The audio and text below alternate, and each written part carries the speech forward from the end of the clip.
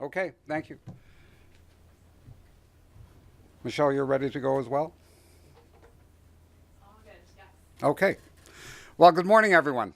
Thanks for joining me. Today I'm announcing that I will be reintroducing my bill to protect public records in Ontario. Records critical to getting to the bottom of government scandals. When Dalton McGuinty's Liberals introduced legislation to protect and preserve government records in 2006, they conveniently forgot to include a penalty for breaking the law. That omission was very helpful to the Liberals when the gas plant scandal broke. During the subsequent inquiry, we found large volumes of emails missing, while Liberal staff informed the inquiry under oath that they destroyed all their emails on an ongoing basis. And that's contrary to the law. It was clear to me at the time that the absence of any penalty rendered the law ineffective. This bill simply adds a penalty for destruction of records to the Archives and Record Keeping Act, a penalty on conviction of up to $50,000. When I first introduced this bill, the Liberals balked at the size of the fine and ultimately let the bill die on the order paper. Clearly, they hadn't learned their lesson from the gas plant scandal. This bill has taken on renewed importance with Doug Ford in office. When the Conservatives attempted to appoint Ford's buddy Ron Taverner as OPP Commissioner, we learned that Ford had requested a customized camper van, quote, off the books.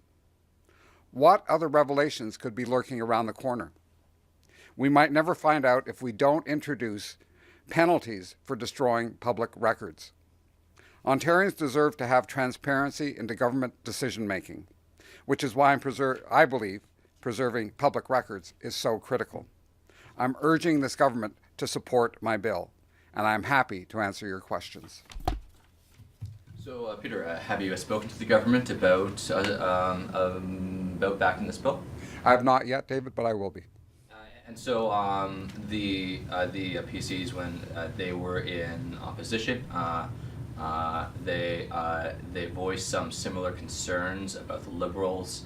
Do you have hope that they will follow up on those same principles now that they're in a government?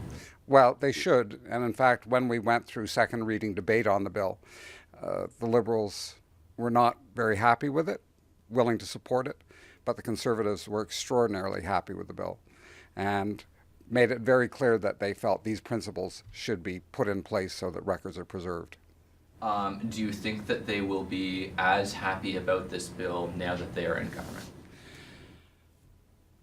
I suspect they won't be as happy, but if they want to be able to say that they have principles and consistency, it would be very difficult for them to say, no, we don't support this bill. Isn't that the conflict with trying to pass legislation of this kind? That when you're asking for more transparency and more accountability in situations where you have a majority government, the government tends not to be that keen on those virtues at the time. So in that in that majority government situation, how do you go about creating the context or the kind of persuasion to shift the debate on? Well, I think in this case it's fairly straightforward for us to say, you supported this, you understand why it's important. You took part in the gas plant inquiry, or your party did, and you saw what happened in a situation where government records were destroyed and where people weren't actually able to follow the trail of how decisions were made. Given what you said then, given the importance of this, you should be supporting this bill. And I think people in Ontario can point and say, you would be betraying your principles if you did not support this bill. I'll note that my bill in many ways reflects a bill that is in place in Manitoba that was put in place by the NDP government there when it was in a majority situation. So it's not impossible for a government with a majority to actually pass legislation that protects the confidentiality that protects access to and preservation of records. Other questions?